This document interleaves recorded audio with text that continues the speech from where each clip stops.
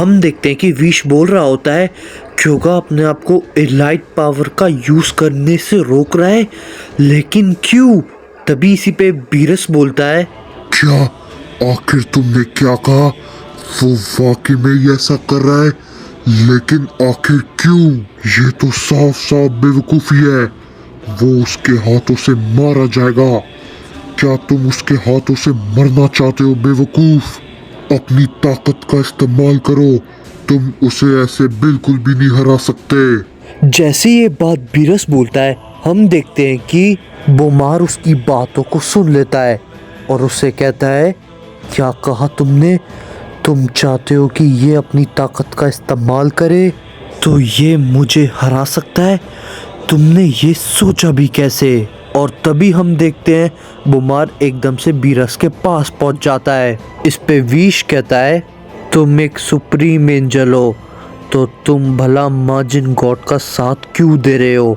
इस पे बोमार कहता है, तो क्या मैं तुम जैसे बेवकूफ़ गॉड्स का साथ दूं जो बिना मतलब के किसी को भी मार देते हैं बेवजह? इस पे विश कहता है, गॉड्स जो भी करते हैं इसके पीछे एक बहुत ज़रूरी कारण होता है। इस पे बोमार कहता है, अच्छा तो ये बात है, तो मुझे एक बात बताओ, तुम गॉड ऑफ डिस्ट्रक्शन, तुमने बिना मतलब के कितने प्लेनेट को तबाह कर दिया है? बताओ, क्या तुम्हारे पास कोई जवाब है? इस पे बीरस कहता है, मुझे कुछ भी करने से पहले किसी से पूछने की जरूरत नहीं है, समझे? मैं कुछ भी कर सकता हूँ क्योंकि मैं गॉड ऑफ डिस्ट्रक्शन हूँ, समझे? और ये मेरा काम है, तो मुझे किसी से भी पूछने की कोई भी जरूरत नहीं है, समझे? इस पे बोमार कहता है, इस सृष्टि में सभी मॉर्टल्स के लिए नियम बनाए गए हैं, लेकिन तुम गॉड्स के लिए कुछ भी नहीं है, समझे? मुझे शर्म आती है खुद को गॉड कहने में, और ना ही मैंने तुम जैसा कुछ भी किया है और ना ही लॉर्ड अगामी ने। लेकिन अब सब कुछ बदल चुका है। ज़ेनो ने अपने मतलब के लिए कई प्लैनेट्स को तबाह कर दिया है। अब उसके यूनिवर्स के सभी गॉड्स का खात्मा होगा। इस पे बीरस कहता है, तुम ऐसा कुछ नहीं करोगे। इस पे बोमार कहता है, तुम्हारे यूनिवर्स में ऐसा कोई नहीं है जो कि मेरा सामना कर पाए। जैसी ये बात बोमार बोलता है, हम देखते हैं कि क्योगा बोमार के ऊपर अपना हमला कर देता है और क्योगा बहुत ही ज़्यादा गुस्से में होता है। बोमार क्योगा के हमले को अवॉइड करता है और कहता है, तुम आखिर उठ कैसे गए?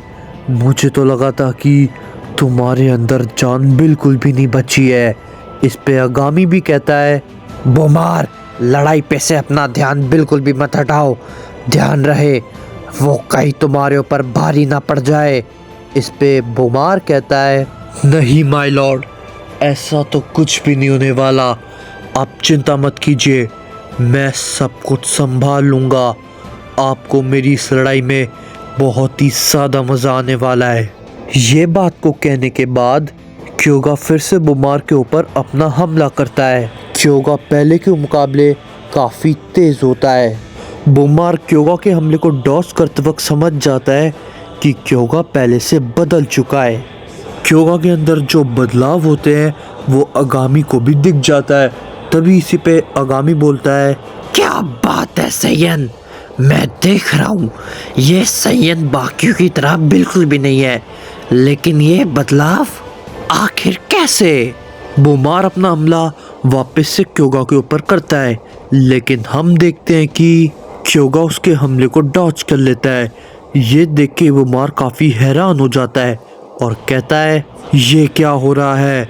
ये एकदम से, वो भी अचानक, ये इतनी जल्दी खुद को भला रिकवर कैसे कर सकता है?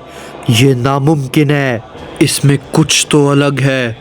ये कहने के बाद बोमार अपना हमला वापस से क्योगा के ऊपर करता है, लेकिन हम देखते हैं कि क्योगा फिर से इस बार उसके हमले को डॉज कर लेता है और इस बार क्योगा एक खतरनाक हमला सीधा बोमार के ऊपर करता है, जिससे कि बोमार थोड़ा सा पीछे हट जाता है।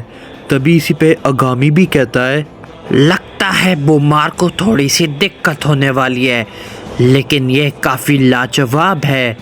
हम देखते हैं कि बुमार बहुत गुस्से में होता है और कहता है बस अब बहुत हुआ।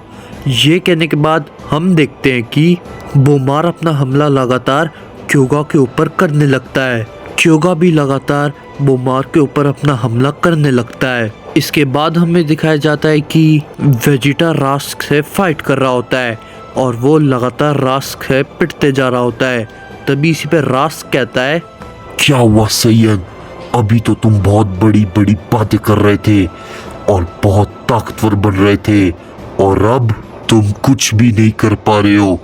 तुम जैसा सैयन मेरी इस ताकत का कोई भी सामना नहीं कर सकता।